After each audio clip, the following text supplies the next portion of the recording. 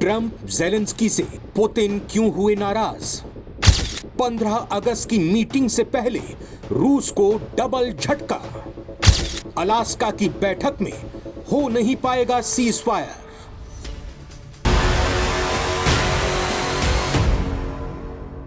रूस यूक्रेन युद्ध पर समझौता करने के लिए 15 अगस्त को अलास्का में डोनाल्ड ट्रंप और व्लादिमीर पुतिन मुलाकात करने वाले, उनकी मीटिंग होगी। लेकिन इस मीटिंग से पहले दो ऐसे घटनाक्रम हुए हैं जिसने सवाल खड़े कर दिए हैं कि क्या इस मीटिंग से कुछ हल निकलेगा? क्या रूस और यूक्रेन में शांति हो पाएगी?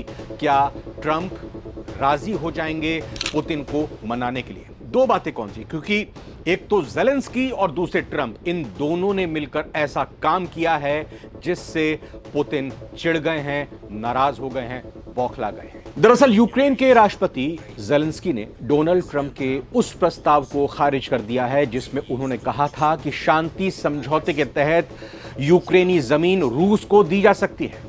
उन्होंने साफ कह दिया है कि यूक्रेन अपनी जमीन कब्जा करने वालों को यानी रूस को नहीं देगा। ज़ेलेंस्की ने यह घोषणा की कि उनके देशवासी अपनी जमीन कब्जा करने वालों को नहीं सौंपने वाले। राष्ट्रपति ट्रंप ने शुक्रवार को कहा था कि शांति समझौते में रूस के साथ यूक्रेन के कुछ क्षेत्रों में अदला बदली शामिल हो सकती है और इसी के तहत समझौता किया जा सकता है। वॉशिंगटन में शुक्रवार को अमेरिकी राष्ट्रपति ट्रंप ने बाकायदा आर्मीनिया और अजरबैजान के नेताओं को एक मंच पर लाकर ऐतिहासिक समझौता करवा दिया। और यह समझौता तो हो गया, लेकिन इस समझौते से ट्रंप ने पुतिन को नाराज कर दिया, क्योंकि एक ऐसी चीज इस समझौते से निकलकर सामने आई जिसे आज तक नामुमकिन मानकर चला जा रहा था। इस समझौते से 35 साल पुरानी जंग खत्म हो गई है। इस समझौते से दक्षिण कॉकस में दशकों से चले आ रहे तनाव को कम करने की उम्मीद जताई जा रही है। लेकिन इस डील का सबसे चर्चित पहलू यह है कि अमेरिका को आर्मीनिया की जमीन से होकर एक नया ट्रांजिट कॉरिडोर विकसित करने का विशेष और दीर्घकालिक अधिकार मिल गया है। यह कॉरिडोर ट्रंप के नाम पर रखा जाएगा। इसका नाम Trump route for international peace and prosperity होगा। यह डील रूस के लिए झटका है, क्योंकि इससे उसका प्रभाव कम होगा।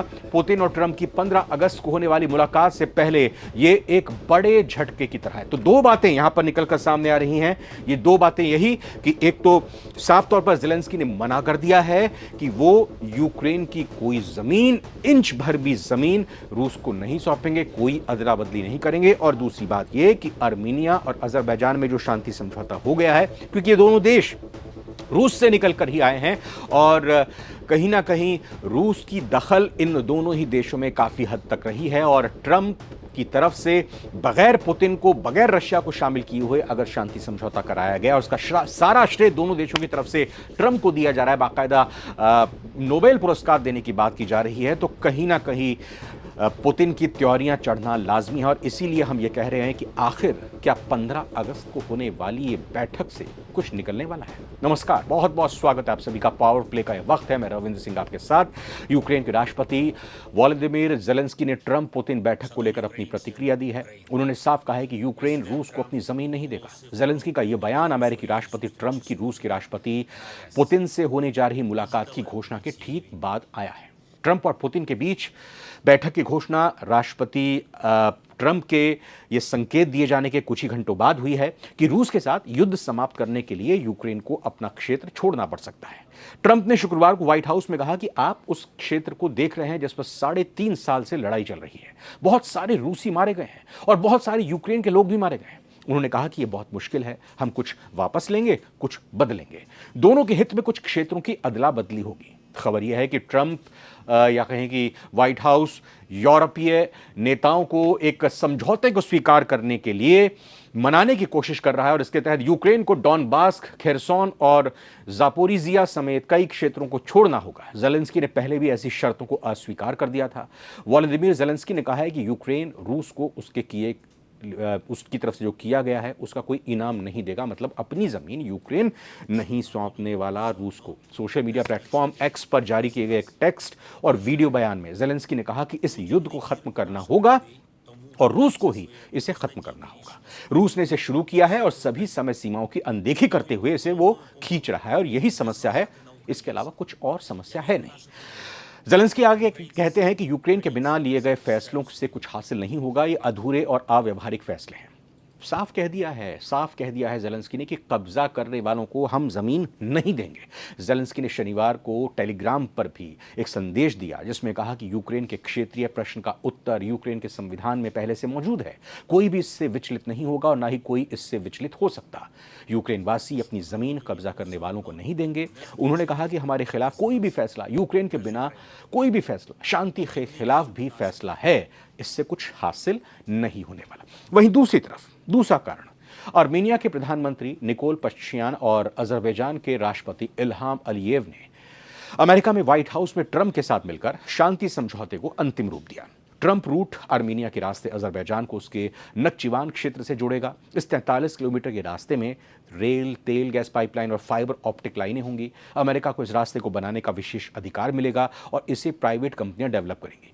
ट्रंप ने गर्व से कहा, कई नेताओं ने कोशिश की मगर शांति सिर्फ हम ला सके, यानी उन्होंने पुतिन का नाम नहीं लिया क्योंकि पुतिन लगातार आर्मेनिया और अजरबैजान को लेकर दखल देते थे। इस डील के बाद आर्मेनिया और अजरबैजान के नेताओं ने ट्रंप को नोबेल शांति पुरस्कार देने की भी मांग की, यानी कि दो नेता और जुड़ गए हैं ट्रंप को नोबेल पुरस्कार देने की घोषणा करने के लिए। लेकिन रूस को झटका लगा है। रूस को इस समझौते से झटका ऐसे लगा है क्योंकि दोनों देश सोवियत संघ से अलग हुए थे, इसीलिए उनके ऊपर रूस का प्रभाव था। डील के कारण दोनों देशों ने 1992 में बने मिन्स्क ग्रुप को भंग करने की मांग का समर्थन किया, जो रूस, फ्रांस और अमेरिका की अगुवाई में दोनों देशों के बीच मध्यस्थता करता था। रूस यूक्रेन युद्ध में उलझा है, इसलिए उसका इस इलाके में दबदबा कम हुआ है। ट्रंप ने इसका फायदा उठाया और अमेरिका को इस क्षेत्र में नया लीडर बना दिया। तो ग्लोबल शांति दूत बनना चाहते हैं ट्रंप। ये रास्ता आर्मेनिया की जमीन पर बनेगा, लेकिन अमेरिका इसे लीज पर लेगा और लीज पर लेकर बनाएगा। ट्रंप ने मजाक मजाक में कहा, मैंने इसका नाम और अपने लिए नहीं मांगा, ये तो सम्मान है। ट्रंप ने इसे शांति के लिए बड़ी जीत बताया है और दावा किया कि सालों से अटके मुद्दे को अब हल कर लिया गया है। ये डील ट्रंप के लिए इसलिए भी खास है क्योंकि ये उनके ग्लोबल शांति दूत की छवि को और चमकाएगी। हाल ही में ट्रंप ने कंबोडिया और थाईलैंड के बीच भी सीज फायर करवाया था। कथित तौर पर उन्होंने धमकी दी थी कि अगर युद्ध नहीं रुका तो वो दोनों देशों से ट्रेड रोक देंगे। तो क्या निकलता है इससे यही निकलता है कि रूस के राष्ट्रपति अलास्का में बैठक करने जा रहे हैं पुतिन के साथ। जी हाँ, लेकिन ज़ेलेंस्की की टिप्पणी कि डोनाल्ड ट्रंप की इस घोषणा के बाद आई है। इसमें उन्होंने बताया कि रूसी राष्ट्रपति के साथ उनकी बैठक अगले सप्ताह अलास्का में होने वाली है। ट्रंप ने ट्रुथ सोशल पर शुक्रवार को लिखा था कि अमेरिका के राष्ट्रपति के रूप में मेरी और रूस के राष्ट्रपति पुतिन की बहुप्रतीक्षित मुलाकात अगले शुक्रवार 15 अगस्त 2025 को अलास्का में महान राज्य में होगी। लेकिन ये बैठक तो होने वाली है, लेकिन इस बैठक से पहले दो बड़े ये घटनाक्रम, क्या आपको लगता है पुतिन को मना पाएंगे? क्या आपको लगता है कि पुतिन को झुका पाएंगे? क्योंकि दोनों ही तरफ से, चाहे ट्रंप की बात हो या फिर ज़ेलेंस्की की बात हो, दोनों की ही तरफ से ये काम जो किया गया है ये पुतिन को चिढ़ाने वाला किया गया है। क्यों नहीं रूस और यूक्रेन युद्ध को लेकर शांति समझौते की बैठक से पहले, बैठक होने के बाद तक का इंतजार क्यों नहीं किया गया आर्मेनिया और अजरबैजान के युद्ध को समाप्त करने के लिए? ये ट्रंप अच्छी तरह से भली भांति जानते हैं कि कितनी दखल और किस तरह की दुखती रग ये रूस के लिए है, पुतिन के लिए है। क्या वो दबाव में पुतिन को लाना चाहते हैं कि देखिए तमाम तरह से वो युद्ध और शांति समझौता करने जा रहे हैं और सभी नोबेल प्राइज़ देने के लिए उनको आतुर हो रहे हैं, तो पुतिन पर भी ये दबाव डालने की कोशिश की आप क्यों नहीं शांति चाहते हैं? और ज़ेलेंस्की का ये कह देना क्या एक उनकी टैक्टिस है, उनकी रणनीति का एक हिस्सा है कि हम अपनी ज़मीन नहीं देंगे? आपको क्या लगता है? कमेंट करके ज़रूर बताइएगा। फिलहाल उम्मीद तो यही करनी चाहिए कि रूस और यूक्रेन का युद्ध भी शांत हो जाए। नमस्कार।